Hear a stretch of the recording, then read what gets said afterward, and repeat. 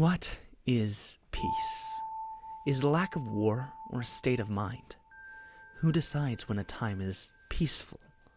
Is it determined by the general population, or is it decided by those in power?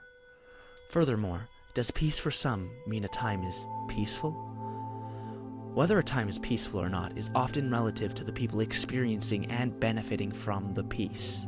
However, peace often comes at the cost of those whose peace is infringed upon. There are few cases where this is more evident than in the Treaty of Versailles, where Allied interests and ideologies were written into the details of the treaty while German interests were ignored or acted against.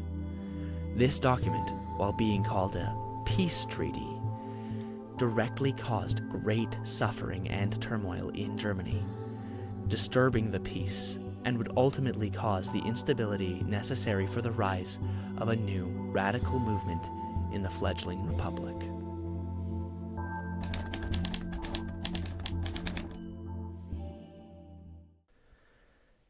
Everyone talks of peace and armistice. All wait. If it again proves an illusion, then they will break up. Hope is high. It cannot be taken away again without an upheaval. If there is not peace, then there will be revolution. Erich Maria Remarque, 1929. Germany was at a low point. The people were dissatisfied with their leaders' inability to establish peace and were growing more impatient day by day. The war had dragged on for 4 long years, and yet, every time there was hope for peace, it would fall through time and again. Finally, in October of 1918, while Kaiser Wilhelm II sought to make an armistice agreement with the Allied nations, his people took to the streets and began a revolution. This revolution culminated in the Kaiser abdicating and the establishment of a new German republic, also known as the Weimar Republic. Friedrich Ebert, a member of the Social Democratic Party, would ascend to the Chancellor on November 9, 1918, only 2 days before the armistice agreement was set to be signed. Hoping to establish peace and reduce tension in the Weimar Republic, the new government proceeded with the agreement. However, this agreement would be the first step in a long series of political maneuvers, through which Germany would ultimately become helpless to fight back against their Allied co-signers. Germany not only would have to retreat from all the territories it occupied during the war, but it would also be responsible for handing over a massive amount of their military equipment and vessels, including 25,000 machine guns, 1,700 airplanes, all German submarines, 6 battlecruisers, 10 battleships, and 50 destroyers. However, even with this monumental loss to their military, the Germans did not see this as a defeat. The armistice, in their opinion, allowed them to recover order and stability, or operational power, before reasserting their status as a great power. From their perspective, they hadn't been defeated in the war. They had simply signed a political agreement which ended the war. This perspective, however, was not shared by their Allied forces. This is because of a fundamental difference in how each side saw victory and defeat. Germany saw defeat as a solely military affair, whereas the Allies saw victory and defeat more in terms of political power. This fundamental difference in perspective would lead to dangerous consequences as, when Germany showed up to the bargaining table in May of 1918, they would be met with a document outlining the terms of their surrender and the consequences of their participation in the Great War. The Allied and associated governments affirm, and Germany accepts, the responsibility of Germany and her allies for causing all the loss and damage to which the Allied and associated governments and their nationals have been subjected as a consequence of the war imposed upon them by the aggression of Germany and her allies. Article 231. It's already evident that Germany went into the Paris Peace Conference at a disadvantage, but to understand the full extent of their plight, it is important to understand the position of France at this time. Under the leadership of their president, Georges Clemenceau, France aimed to recoup much of the loss it had suffered at the hands of German invaders, and as such, came with that expectation in mind when entering the negotiations. The Germans, on the other hand, came under the assumption that negotiations would be based on the principles of US President Woodrow Wilson's 14 points, which promised fair negotiations and restoration of peaceful relations between the nations. This impasse, along with the Germans not believing they had lost the war, would spell doom for the new republic. Drafts of the treaty would begin being formed as early as February of 1919, yet it was only representatives of the Big Three, that is, the United States, Britain, and France, who would be present in this document's formation. When German delegates arrived and were met with an already completed treaty, they were understandably outraged. However, the words of President Clemenceau articulate well the Big Three's stance on how negotiations would be carried out. You asked for peace. We are disposed to grant it to you. This volume, which the Secretary General of the Conference will shortly hand you, will tell you the conditions which we have fixed. There will be no oral discussions, and their observations must be furnished in writing. The terms of the treaty were, at best, limiting Germany's freedom, and at worst, a way to force the new republic into a subservient role under the other major nations. While many of the terms on their own wouldn't have been of great importance to Germany's autonomy, the compounding weight of the whole document made it so crucial. Perhaps the most infamous of these terms was Article 231, which forced Germany to pay reparations for its part in the war. The other nations required Germany to essentially foot the bill for the war, having them sign a blank check to be filled out by the Big Three at a later date. The final payment would ultimately be fixed in 1921 at 32 billion gold marks, approximately $605 billion in today's currency. Compounding this problem were Articles 45, 51, 59, 119, and 156, which allowed for the seizure of German foreign property and investment by other Allied nations.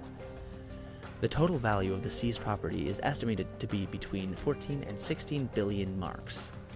However, these assets weren't just valuable, they were a major part of the German economy. The income of these foreign investments brought in 25 to 28% of Germany's annual GDP in 1913, two-thirds of which was seized. This massive loss in the German economy likely created the economic deficit, leading to further tensions between them and France.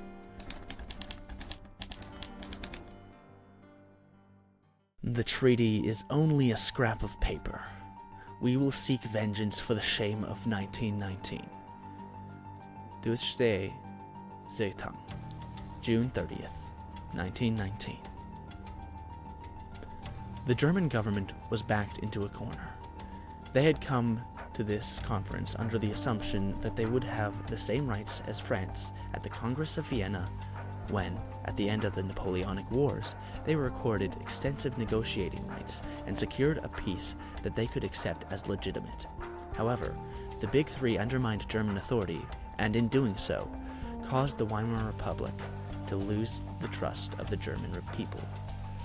As mentioned earlier, the German people did not see themselves as being defeated, yet their government now seemed to have admitted defeat in spite of their efforts.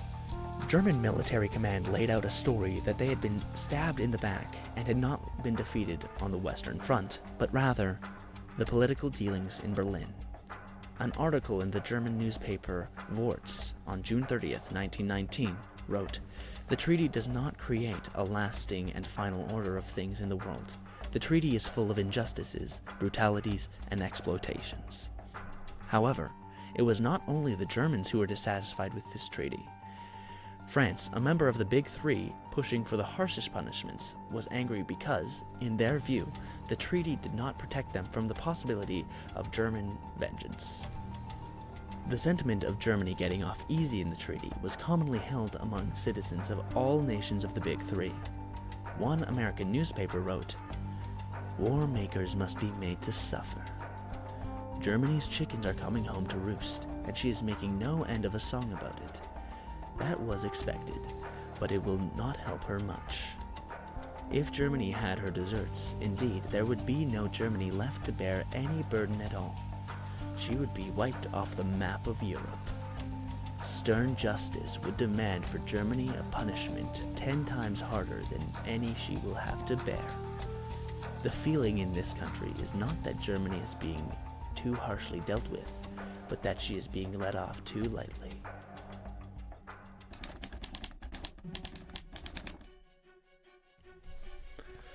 The excitement was tense in the extreme as, with trembling hand, the German minister took the pen and placed his signature to the paper.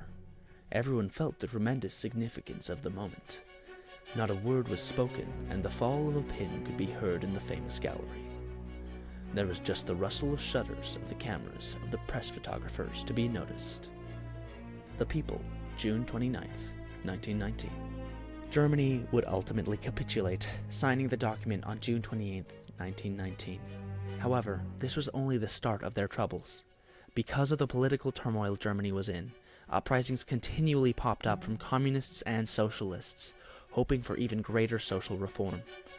Quashing these uprisings was a far-right paramilitary organization known as the Free Corps. Social unrest was high throughout the early years of the Republic, but the Weimar government was able to keep relative peace, even if the people still lacked faith in it. However, everything came crashing down in January of 1923. The Germans, unable to produce the liquid capital for their reparations due to food shortages and a budgetary crisis, suspended their payments in 1922. France, outraged, viewed this as a German subversion of the Versailles Treaty, and thus sent French and Belgian forces to occupy the Ruhr district, Germany's industrial core. Up until this point, French-German diplomatic relations had been improving due to the work of German Foreign Minister Gustav Stresemann, as he hoped to make agreements to rebuild the areas of France and Germany most affected by the war. However, shortly before this crisis broke out, Stresemann redirected his focus to satisfying the French government by offering equivalent goods and services instead of liquid capital.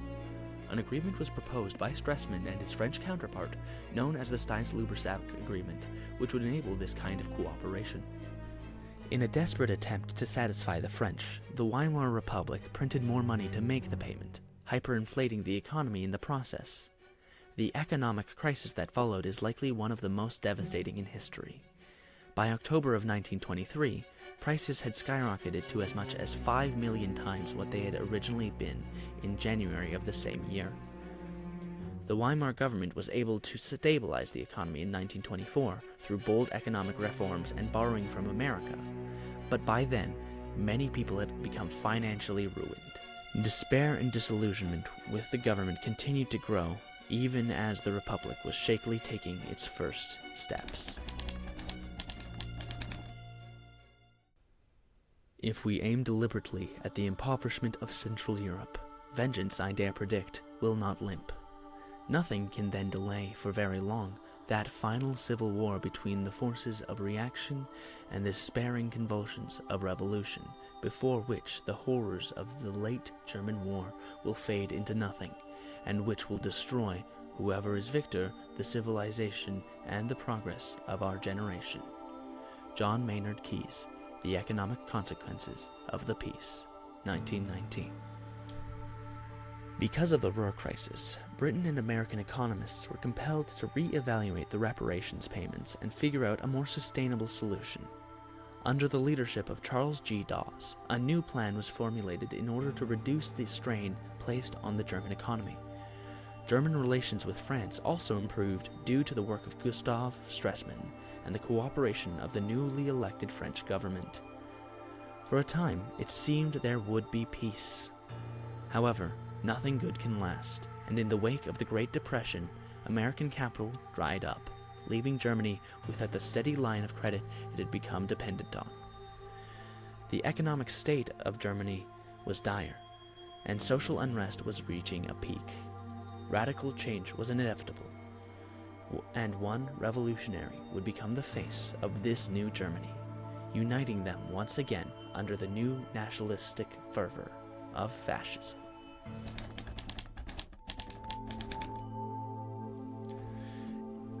It must be a peace without victory. Victory would mean peace forced upon the loser, a victor's terms imposed upon the vanquished. It would be accepted in humiliation, under duress, at an intolerable sacrifice, and would leave a sting, a resentment, a bitter memory upon which terms of peace would rest, not permanently, but only as upon quicksand.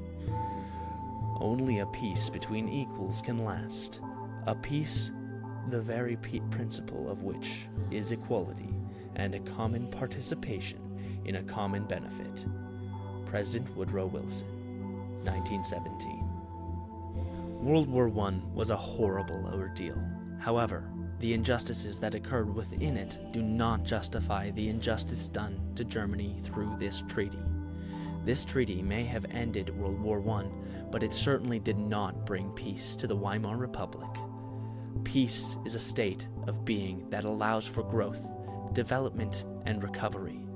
While peace may have been secured for the nations of the Big Three, true peace wouldn't come to Germany until 1945, if not 1989, with the fall of the Berlin Wall. Germany was deprived of its peace, and the injustice done to it would spark the flames of violence and tyranny, fanned into flames in the 1930s and 40s. In the words of Elsa Litovin, "In the silencing of the guns in the 11th hour of the 11th day of the 11th month, one can hear the opening volley of the next war." If only the peace secured had been, as Wilson put it, a peace without victory, rather than being a treaty without peace.